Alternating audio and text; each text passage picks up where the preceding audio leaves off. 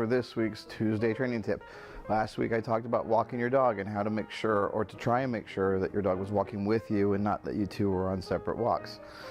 So I acknowledged at that time that that can be difficult, that can be tough, that can be very hard to do, especially considering when you have a dog that's really drivey or really distracted by things in the environment.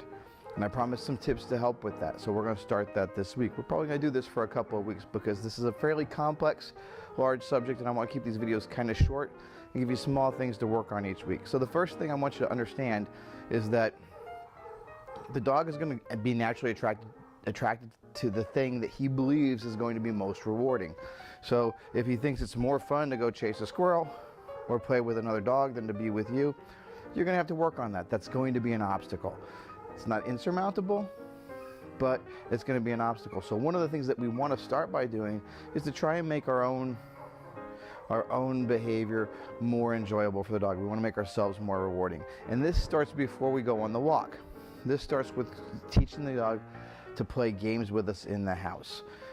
Low distractions, so he gets in the habit of checking in with us to see what's interesting. All right, so we can do a lot of things with this. We can maybe play some tug with the dog or throw the ball.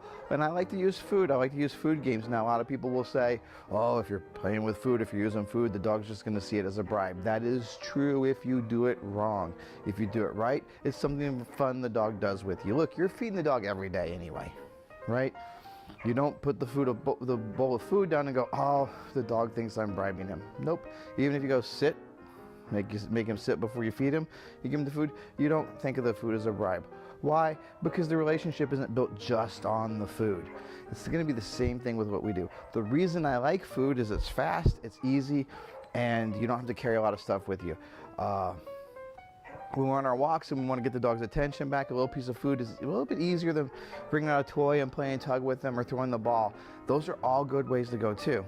But I find that I can get people to use the food faster than I can the toy. But as we go through this series, we're going to talk about all of those things.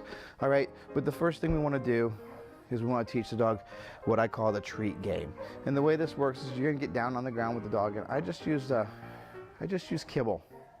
Right, I just use regular old dog food for this. And I get down on the ground with the dog and I start throwing the kibble for him and let him chase it. I don't want to hand it to him.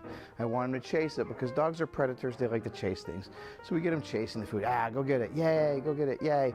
And eventually we start working commands into it. I will put out 2 fingers just like this as a target. Food's in one hand, target in the other. I'll say here.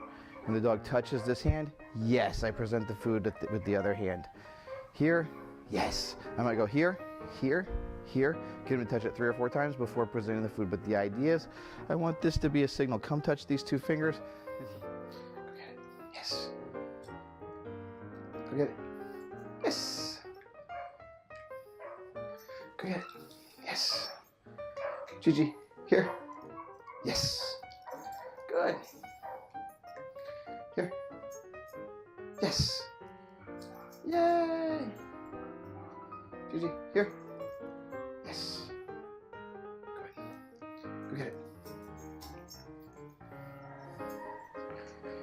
Gigi, here. Yes, here. Here. Yes. Good girl. Yes. Oh. Good. Yay. Gigi, here. Yes. Good. Good girl. Leave it. Leave it. Yes. Good. Go get it. Gigi, here. Yes. Leave it. Yes. Good. See how fast that is? Just by blocking her. Yes. I don't want to create conflict. I just want to block her. Leave it. Yes. Good. Good. Get it. Leave it. Yes. Good. Go. Get it. Go get it. Here. Yes. Good. Yay. Here. Here. Yes. We also want to teach what we call a no reward marker. And what the no reward marker says, nothing cool is going to happen until you come back and focus on me. So the dog is kind of pulling on the leash, trying to go after something, maybe put a distraction in my training environment. This can be your living room, guys. Put a distraction in a training environment. When the dog goes out, I'm going to hold the leash tight. I'm not going to jerk. I'm not going to hold the dog or fight the dog. I'm just going to keep them from going forward. I'm going to say, and that's the no reward marker. And it's just like that, by the way. Not A lot of people want to get aggressive about it. Just If you want, you can say something less threatening, like oopsie. If you want, doesn't matter. As soon as the dog looks at me, yes, toss the treat, right? Yes is what we call a reward marker. Yeah, you did something, right? So again, dog is pulling on the leash. I go, The moment he looks at me, I don't wait till he comes back to me. I don't wait till he's right in my face. The moment he comes back to me, yes. And I toss the treat, reward that. It's very important. The timing has to be the moment he looks at you. The reason we want to say yes before we give him the treat. There's reasons for that. I want to keep the video short. Just trust me. As soon as he looks at you, yes, then toss him the treat. He doesn't have to come all the way back. I just want his focus, right? And practice that and start increasing the distractions you use.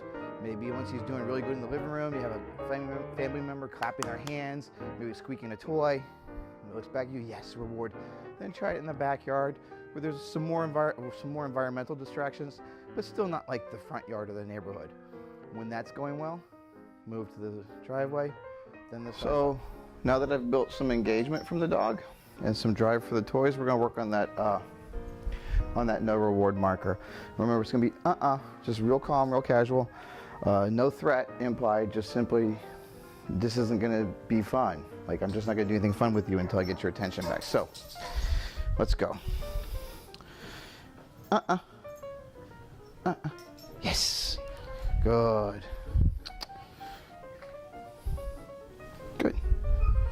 Yes. Yes. Good.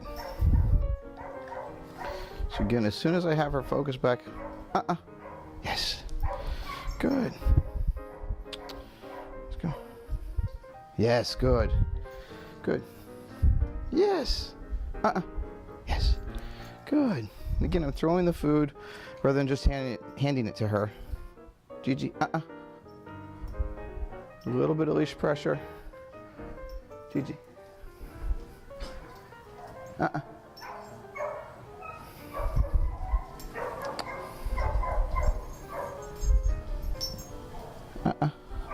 Yes. Good. So that didn't go as smoothly as we'd like, but that's okay. Sometimes it takes a little time. So we'll go back to that same distraction again. Gigi,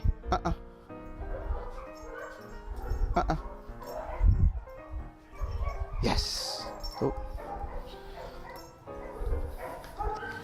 Let's go. Gigi, Yes. Good.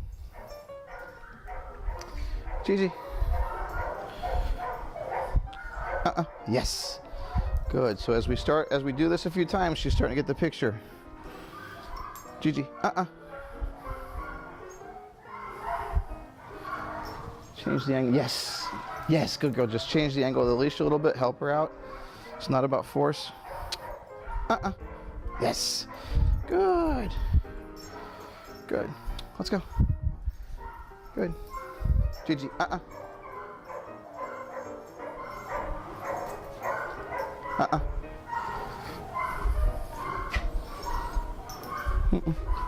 Yes. Good. So this is a hotbed over here. Yes, that's what we want right there. Good. Good. Gigi. Now, see what I'm talking about? Look at that. Good. Come on.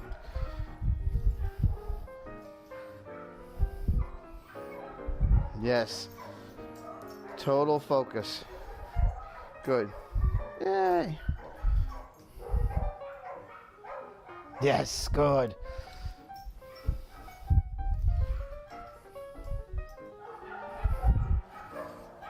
Yes, come on, let's go. Good girl. All right, so it doesn't take that long. The leash keeps the dog from getting to the distraction. That's all it's there for. So as I like to tell people, the Lexus in your driveway is far more rewarding than the picture of the Ferrari on your wall.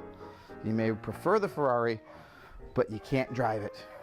So the reward that you can actually get to is always going to be more valuable than the one that is just out of reach. So we want to keep those other rewards out of reach. Yes. Good. Good girl. Good girl. Gigi. Yes. Yes, good. So already we're seeing some vast improvement. Yeah, look at that. Good. Now you may be going, well, that's a little bitty dog. What about my big dog? Listen, it doesn't matter. The size of the dog is irrelevant. I mean, don't get me wrong. It's more work with the dog that's pulling harder. Yes, you have to be strong enough to withstand that, but the principles still apply. All right, so we do this with dogs of all sizes and breeds and temperaments. It works for, you know, big old Rottweilers and German Shepherds and Pit Bulls and little bitty guys like this. Gigi, yes. All we gotta do is find what motivates the dog. Now, for some dogs, it's play. For some dogs, food is not any good at all. Sometimes it's play. This dog is motivated by food, so we're gonna use that. Beautiful. Yes. All right, I think that's good for right now. So again, thanks for watching. I hope this makes sense to you guys, and please write back with your questions.